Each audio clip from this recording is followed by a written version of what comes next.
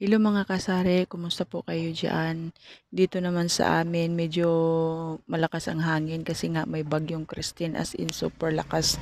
Talagang nakakatakot ba? Pero kahit may bagyo, tuloy pa rin ang ating trabaho, tuloy pa rin ang ating pagbubukas ng ating tindahan kasi sayang din naman yung kita araw-araw. Hangga't okay pa ang panahon, sige lang, tuloy lang kasi sayang din ang kita ba na mawawala sa araw na yun. Pero kung hindi na talaga kaya yun, magsira muna tayo ng mga panandalian lamang. Mga kasaray, itong video na to, share ko po sa inyo kung magkano ang aking kinikita araw-araw. Iba or mababa or maliit ba? Kasi nga sa panahon ngayon maraming kompetensya maraming tindahan sa kapaligiran.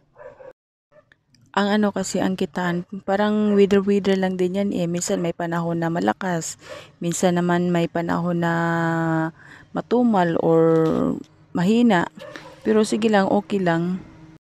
Kapag may celebration or kagaya ba ng fiesta, yun malakas talaga yun ang sales noon, malakas ang bintahan, lalo kasi nga maraming tao. Pero kapag mga ordinary days naman, medyo yun, mahina ang sales, mahina ang ang bintahan. Pero kahit di naman na ordinary days, medyo malakas din naman kahit papaano. May time din talaga na malakas kahit ordinary days lang.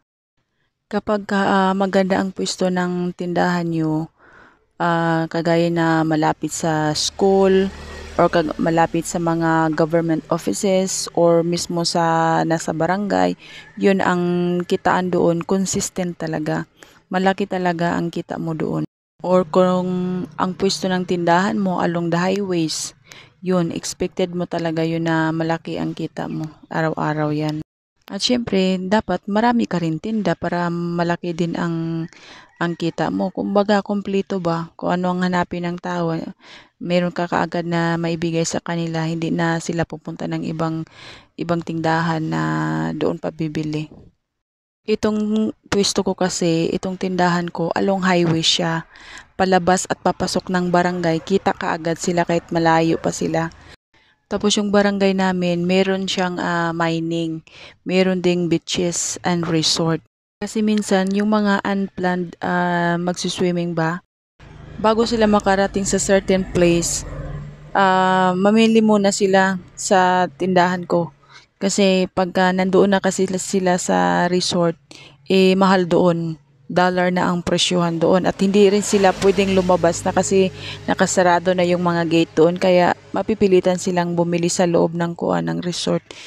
Actually, to be honest, sa akin, no big deal kung malaki o maliit ang aking sales sa araw-araw. Kasi unang-una, hindi ako nagrerenta ng pwesto. Wala akong utang na binabayaran araw-araw. Kasi ang tindahan ko hindi naman siya utang.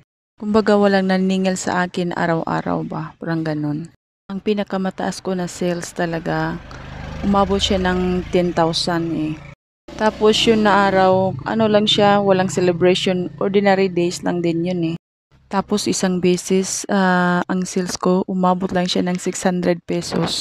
Pag consistent kasi yung kita mo everyday, maganda yun kasi mabilis mong mapaikot yung pera mabilis mong mapatakbo ang pera. Kaya sa akin, no big deal. Malaki man or mababa man, it's fine. Kasi nga, kapag malakas, super pagod. Kapag mahina naman, yun, hindi ka gaanong mapapagod. Marami kang oras, marami kang kumbaga hindi may stress yung katawan mo ba. Marami kang pahinga. Yun, ang sales ko talaga everyday. Minsan, isang beses umabot ako ng 10K tapos ayun minsan nasa 9, nasa 8, nasa 7, 5, mga ganon siya. Tapos yun nga ang pinaka worst ko na sales na minsan isang araw yung 600 pesos talaga. But I'm still fine, it's still okay. Kasi unang-una wala namang mapapani sa tinda ko, wala namang hindi naman siya nasisira. May mga expiration date naman at before na dumating yung expiration date, making sure na nauubos ng mga yon. Kaya okay lang din. Ang mahalaga sa akin, may mamiso na kumakatok lagi sa akin, magsasabi na, "Hi, hello, andito na naman ako para sa'yo." malaking bagay na yun sa akin. Thank you for watching. God bless all. Please subscribe my channel.